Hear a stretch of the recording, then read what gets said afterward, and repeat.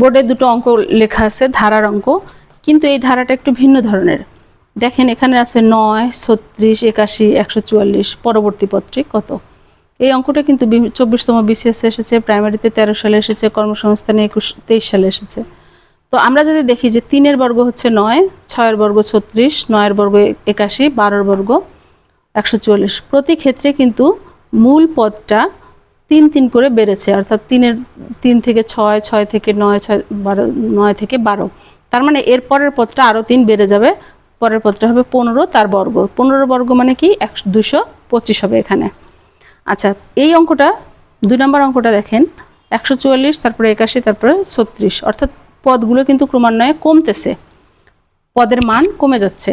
তাহলে এটা ছিল 12-এর বর্গ, এটা 9-এর বর্গ, এটা 6-এর বর্গ, তারপরেরটা কত হবে? তার মানে প্রতি ক্ষেত্রে 3 করে কমে যাচ্ছে। তার মানে 6 থেকে 3 কমলে কত হবে? 3। 3-এর বর্গ, 3-এর বর্গ মানে 9।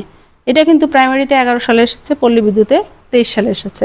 তো এভাবে কিন্তু আমরা ধারার অঙ্কগুলো করে সহজেই 1 নম্বর কমন পেতে পারি।